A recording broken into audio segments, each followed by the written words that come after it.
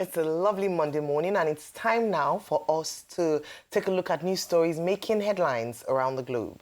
Former governor of Jigawa State, Sule Lamido, has joined the race for the office of National Chairman of People's Democratic Party, PDP, and he is expected to pick his nomination form today. Lamido told this day that he would pick the national chairmanship nomination form Monday at the PDP National Secretariat in Abuja. By implication, the consensus nomination of former Minister of Special Duties, Kabiru Tanimu Turaki, might have failed. It was also expected that former Governor of Benue State, Samuel Otom, would pick his nomination form within the week.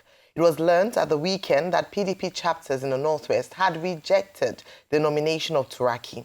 The PDP National Organizing Secretary Umar Bature told newsmen last week that the nomination of Turaki was an imposition without any consultation. The Northern PDP leaders had earlier endorsed Turaki as the consensus candidate for the forthcoming National Elective Convention scheduled to hold on November 15 and 16 in Ibadan. Now the news, Chairman, Federal Inland Revenue Service, FIRS, Dr. Zach Adedeji, said the service had achieved significant revenue improvements as tax collections reached 22.59 trillion naira between January and September 2025. Adedeji said the service also reached or achieved a record-breaking revenue growth of 47.39 trillion naira between October 2023 and September this year, representing 115% of its target. Highlighting FIRS's key achievements under his watch, he said 2025 represented a period of remarkable achievements and transformation as non-oil revenue accounted for 76% of total collections, reflecting diversification and reform success. Given a breakdown of key tax performance, Adedeji said oil tax revenue stood at 5.29 trillion naira, representing 98% of target, while non-oil taxes stood at 17.3 trillion naira, representing 128% of the target for the 9-month period and 76% of total collection. Non-import VAT accounted for 137% of target, while import VAT accounted for 131% of target. Adedeji further assured of fair implementation of the new tax laws, vowing that the service will meet and surpass government revenue target, continually pursue the digitalization of tax processes, training and retraining of officers, as well as partnership with all stakeholders. In oil and gas, Africa's richest man and president of Dangote Industries Limited, Alhaji Aliko Dangote, has projected that the revenue from his 650,000 barrels per day petroleum refinery in Lagos can exceed $55 billion annually, making it one of the most valuable industrial assets on the continent. The assertion came as new Afrexim president George Elombi announced that the bank was considering another $5 billion expansion credit to the refinery. Dangote, who welcomed the proposed fresh capital injection, reportedly committed by Afrexim Bank, said the expansion of the refinery will guarantee energy security in the region. The announcement came just as the refinery signed an agreement with its technology licensor to begin an expansion project that would raise the plant's production capacity from the current 650,000 barrels per day to 1.4 million barrels per day within the next 3 years. Dangote disclosed this yesterday in Lagos during a press conference immediately after his meeting with the technology partners from abroad. The latest move will make the Nigerian oil refiner the world's biggest refinery, displacing Reliance Refinery in Jamnagar, India, which has 1.36 million barrels per day capacity. It's a morning of good news, shall I say. So, Dr. Abati, you've come with a wind of good news this morning, starting from the FIRS, who've talked about the revenue in the last year, at least the time under review, and then Dangote Refinery saying they're going to expand to 1.4 million barrels per day, ensuring energy capacity in the region. Rufai, your take on these stories this morning? So it's a wind of good news. And yes, the FIRS is declaring big numbers. The other day, President Tinubu talked about the fact that we are, doing well on the revenue side. But the question is, why are we not funding projects in our budget? That's the big question. Yes, we are seeing all this good news and everything, but why are we not funding projects in our budgets? Why are we running multiple concurrent budget cycle? Why are we having people like the Minister of Health the other day was talking about the fact that here, the budget is not, capital budget is not properly funded. About only 15% have been funded. Why are we taking massive loans? The government is now saying that, yes, when you look at the loans in dollar terms, it has reduced and everything. But let's also look at the loans in naira terms. That's the one they don't want to hear. Because you will see that, yes, due to the valuation from 87 trillion, the loans have increased. But we've also taken a lot of loan. Take, for instance, we claim we have a reserve of about for $3 billion. We want to pay for our due calls for Eurobond. We are going to take loan. We've put a loan requisition forward. We've taken loan to an extent that the other day when the electricity companies were here, they were saying that when the federal government said they were going to make a 4 billion trillion bond for them, the debt management office has obviously also told them that they can't carry that because we have almost met all the quota highlighted for debt management. So if we have a budget where our cash call requirement is supposed to be about 41 trillion, we have about 50-something trillion budget, 55 trillion budget, let's say, and cash was supposed to be 41 trillion. Government said, okay, they're making a lot of revenue. One would have thought that the revenue will have been poured into projects. So what's the essence of revenue when we are seeing curing a lot of loans at the same time? Yes, we've been removed from, the grey list, which is also a welcome development. Right, yes. But how are we seeing the knock-on effects on appropriating money for contracts, executing contracts? With the revenue we're making, look at Coastal Road. Loan. Deutsche Bank loan, over 700 million. So we keep having that, and that's the question I'd like to ask them. As regards PDP, the one that Lamido and Co are trying to pick nomination for, are they sure that something is going to hold in the first place? Because we had the likes of George Turner, which also is leaning to the likes of the Wiki and other people, and there are still cases in court. If you remember that the PDP National Legal Advisor and the party chairman were fighting on who was going to represent them in courts. And at the same time, you still have an impasse amongst them. So, yes, the Southwest is clear for National Secretary position. I think there's a safe landing for Arakpaja. But the question we should ask them is, are they even sure that they're going to do it? Until I see this convention being held with my Korokoro, that's when I believe that all this nomination will hold water. I'm not sure, but they might correct me if I'm wrong. And as regards Dangote refinery, Dangote has done what successive federal governments in Nigeria cannot do all these years. To run a refinery became problematic for the government. In fact, it was a fleecing home. All the monies put in the refinery, Warri and other refineries, we can't see anything of it. Dangote has not just ensured that the refinery is working for the first time in many years in Nigeria. He is now scaling it to be the biggest refinery in the world. This Dangote has brought a lot of honor to Nigeria. And that's why I keep saying, can the NNPC just collapse all the scrap they have now as blending plants called refinery? Take the money, invest in Dangote refinery. Like I told them the other time, remove your hand from the ogbono that is not drawing. Go and put, water for okra on fire. It's Shino Peter's song I just transcribed to you. Follow the moving train. NNPC, you invested in it before. You withdrew some part of the investment. Invest in this. Let's know that something is working. All right. I yield the floor. Dr. Bati. Okay. Let's start with Alhaji Aliko Dangote.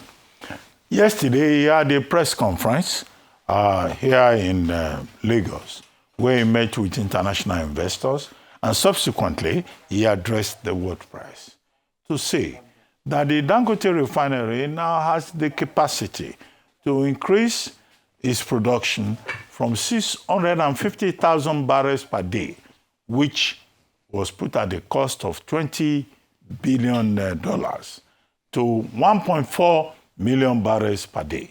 Now, the Nigerian government itself is projecting 1.8 million barrels per day. And the whole point is about how the private sector can support the Nigerian government to make this environment better for everyone else. And it was in that regard that Alhaji Aliko Dangote was talking about patriotism. As to the issue of the moribund refineries, he said, look, competition should not be an issue. He is not interested in the moribund refineries. Other Nigerians can go and take the moribund refineries so that we can have a robust competition. After all, he cited the example of Ghana. That Ghana has cocoa. Ghana is trying to take charge of its own resources. And that it is possible in Nigeria for Nigerians, the private sector, and the government to come together and make sure that this country serves our purpose. I think that patriotic line by Alhaji Aliko Dangote is what is most important to me in terms of what he was saying.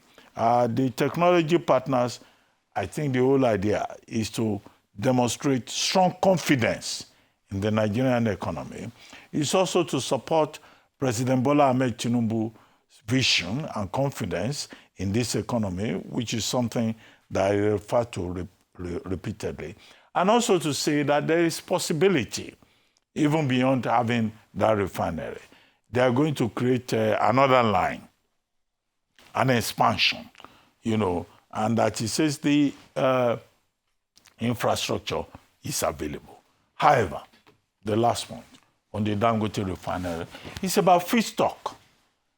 And he addressed that. He said that President Bola Ahmed Tinubu is so supportive of creativity within the local economy that he believes that, that feedstock will be made available.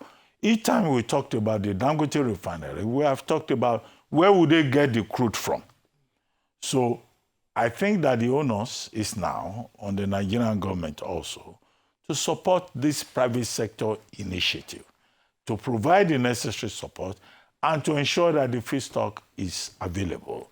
One of the points made by Alhaji Aliko Dangote is that it will be ridiculous for Nigeria to give crude oil to other countries, and then Nigeria cannot provide crude oil to its own local operatives who have shown commitment and who have shown the belief that they think that Nigeria can operate creatively, productively, and maximally in terms of efficiency.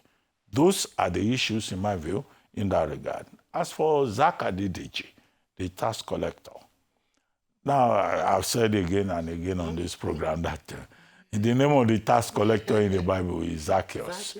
By some coincidence, or okay, you say it's destiny. We have a tax collector in Nigeria whose name is Zacchaeus. Now, Zacchaeus Adediji, Dr. Zacchaeus Adediji, gave an account, and I think that that's something that should be encouraged. Other persons serving government should be bold enough to come forward and give us an account, because the Nigerians talk about transparency and accountability. Yeah. And within that framework, we have Zacchaeus Adediji saying that, look, within the last 9 months, we have done well in this agency. That agency is going to become not FIRS, but Nigeria Revenue Service from January 2006. And he was saying that that in itself holds a lot of prospects. That, look, within the period that they have remained as FIRS, they have generated more revenue for the Nigerian government, 22.59 trillion, I think he said, 115,000 revenue targets in terms of target, increase in targets, that he said. And that non-oil revenue has accounted for about 76% of total collections. In other words, look, a few years back, I edited a book on taxation. I was one of the people who helped them to clean it up. International agencies collaborating with Nigerian agencies. I don't want to mention their names so that I'm not revealing whatever, but the book is published anyway. One of the conclusions in that book is that, look, Nigeria has to expand the tax net. Adediji is telling us that they have done that, and that's why they have more revenue. One of the conclusions in that book is that, look, Nigeria has to pay more attention to the management of tax collection. Zacchaeus Adediji, the tax collector, is saying that with the reform of the tax laws, what's his name? Oyedele? he was involved in that. Taiwo Oyedele. That, putting all of that together, they are now having positive results. The government, the Tinubu government, told us earlier in the year, Wale Edun echoed it, that their purpose is not to overtax people, but to manage the process much better. This was the conclusion in the tax book that I had the privilege of editing, And this is what this government has done precisely. So I think it's important that Zaccheaus Adedeji comes forward to say, well, we have made some progress and that we will make more progress in January 2026 when proceeds from NUPRC, non-oil tax proceeds, whatever I called it, becomes part of the collection. However, the final question, while I say that what Zaccheaus Adedeji has done in giving account is good, positive, to be encouraged, the point to be made is that all these monies that Nigeria is getting, how does the increased revenue impact the ordinary people of Nigeria? These states are getting more money. Some of the state governors, all of them are going to APC because they are getting more money. Now, that money is not for them individually. That money is to make a difference in the lives of the people. Okay, we talk about tax and responsibility, no taxation without responsibility. Now they are getting more money. We, the people of Nigeria, we want to see it. I was in Doha. They don't pay for electricity there. Can they use this money to say, no Nigerian should pay for electricity, and all of us will enjoy free electricity? I don't want to hear that the governors are getting more money. What are the governors doing with the more money? If we break it down, we will break this table because the governors are happy to collect more money. What are they doing with it? The federal government is happy to be collecting more money. Where does that leave us? We are still paying for electricity, we are paying for education, we are paying for everything. In other oil privileged countries, that is not the case. What is that other issue about PDP and Sule Lamido collecting form today? The truth of the matter is that the governors are supporting Kaminu Turaki, KT, as is otherwise known. Look, the convention is November 15 to 16 in Ibadan. The governors decided, there was a meeting before now, and the governors decided that Kaminu Turaki is their candidate, Kaminu Turaki SAN. And it was at that meeting that, former governor from Katsina stood up and said, Lamido is also interested. Okay, former governor Sule Lamido, he has a right to express his interest. But the thing that people should note is that within the Northwest, Kano, Kaduna, Katsina, Sokoto, Kebbi, all of those states in the Southeast, there is a consensus about rotation, about power rotation. The major problem that Governor Sule Lamido is going to have is about that internal rotation formula. It's not the turn of Jigawa to produce the big price from that state. It is between, I think, Sokoto and Kebbi. And now they are saying Kebbi should take the price. Whatever happens, in any case, as Governor Sule Lamido, does he even have the form? He says he will obtain the form today. He doesn't have the form as of this morning. As of this morning, it's Kabiru Turaki who has the form. And then this week, by tomorrow, by Wednesday, there will be screening, there will be confirmation. So it looks like in the PDP, it's the governors who are going to decide who the next chairman of the party is going to be. And I can bet on Kabiru Turaki, SAN, that he will be the next chairman of the party. But there will be other issues about, okay, how the PDP will be able to, fly, which is, zoning formula. The deputy chairman is going to come from Bayelsa. The national secretary will come from the southwest. All of these things have been put in place. But, of course, as an individual, Sule Lamido, CON, can say, oh, he's interested. But I do not think that, even at the local level, even at the zonal level, I do not think that the calculus favors him. All right, so it's not in his favor. We're looking at a possible Turaki chairmanship of the PDP following the convention on the 15th and 16th of August. But let me talk about tax this morning.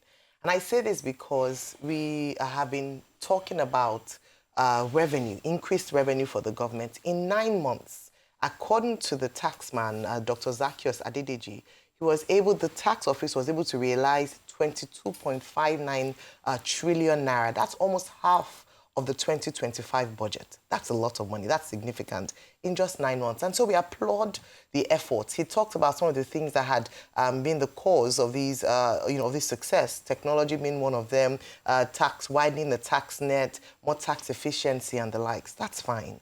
But one thing that we must talk about is using taxes to create wealth. Because at the end of the day, it's not just about being able to collect money from the people, but what we use the revenues realized for it. Two ways we can use tax to create wealth. Number one is direct tax incentives. Number two is through public spending. So more spending by the government, hence why we have, budgets and infrastructure and capital expenditure. So some areas I would recommend this morning that Nigerians want to see, so that we can see that the tax collection or these grand announcements of successes, which is good in the spirit of accountability and, transparency. But even more, taking it further, would be to see what we can do around public spending. So three key areas for this administration. Number one, as we've often talked about, is infrastructure. Can we have better roads? Can we have power? Dr. Batu, you talked about us not paying for electricity. Let us even have the power, first of all, before we pay for electricity or we don't pay for the electricity. Because a lot of business owners will tell you that most of their capital expenditure, most of the expenditure of their businesses go towards providing power for their businesses. Now, we talk about creating wealth because if you provide these amenities for businesses to thrive, it expands the businesses, they can get more taxes, and number two, even more importantly, create jobs and have more people in employment who can what? Pay more taxes. And so it's a win-win situation in that regard. But we don't look at these things. So what we're looking forward to is more infrastructure. When we're talking about even movement of goods and services for small business owners or even big business owners, we talked about the state of our roads and how terrible they are, and the cost on businesses for many Nigerians. What people are asking for is, don't even leave grants alone for now. Can you even provide the basic amenities to provide an enabling environment for businesses to thrive that would then contribute to this $1 trillion economy we're looking forward to in 2030, or perhaps even a significant economic growth? That's one thing. The other investment in terms of creating wealth would be in critical sectors like education and health. Only this morning, we heard by November 1, the resident doctors are going on strike again. Why? Because their demands have again not been met. Can we invest in health and education? If we don't get these areas right, it doesn't matter how much money we are realizing, we will continue to have a failed system, a cycle of failed system, because it would ultimately affect productivity. And these are key critical success areas for businesses or for an economy to thrive. So can we invest in that? We're just talking about the ASU strike that was suspended because they had come to the negotiation table. One day, one strike, and not just strike actions in just negligible sectors, but critical sectors. And that's why we talk about investing in this. So we realized 22.59 trillion naira. What will the money go to? It's not just announcing largesse. We've increased, FAC allocation to states. We've increased FAC allocations to local government without us seeing tangible benefits for creation of wealth for the Nigerian people and the Nigerian state. Finally, can we also invest in the insecurity and the rule of law? We understand how this impacts on investment, impacts on businesses, impacts on inflation rates, impacts on economic indices. If we don't make significant impact, these three areas are actually the top budget spenders in terms of security, education, health, we are not going to move forward as a nation. So the charge I'm giving this morning is that beyond announcing tax revenue, which is fantastic. It is how we can use the tax revenue to create wealth for Nigerians so that we're able to have businesses that thrive in a business-friendly environment and create more jobs and guess what? Also bring more revenue to the country. Talking about increased revenue, the Dangote refinery, according to the president of the Dangote Group, Alhaji Aliko Dangote, can potentially give a revenue of $55 billion. When we are talking about revenue and taxing, this is good. Nigerian state should be excited because we're looking at the benefit to Nigeria as a whole. We've talked about it a number of times. If indeed he's able to achieve in 3 years the timeline given, the 1.4 million barrels per day, imagine the economic activity around just one organization. Number one, increase jobs. Number two, increase taxes. Dangote Refinery probably is the private entity that pays the most taxes, correct me if I'm wrong, and also employs the highest employer of labor. I mean the group now. If we can raise more Dangote refineries on Dangote industries, imagine the economic prosperity for Nigeria. So while I salute Alhaji Aliko Dangote, who against all odds, because we've talked about his many challenges here on this show, imagine how much better our economy would be if we can also raise other business owners who do not have the clout of Dangote and the influence to come out to make noise or sound an alarm when his business is being sabotaged or he is being threatened. And so that's the call for us today. We have the possibility as a nation to thrive. We have the possibility as a nation to increase our economic growth rate. But can the government do its part in ensuring that businesses under this administration can actually thrive? The private owners are ready. They have done, Alhaji Dangote has done and gone beyond. He's gotten support, hopefully, potentially from Afrexim Bank. So imagine how much more businesses in Nigeria can do and run efficiently if we have government support and a friendly business environment.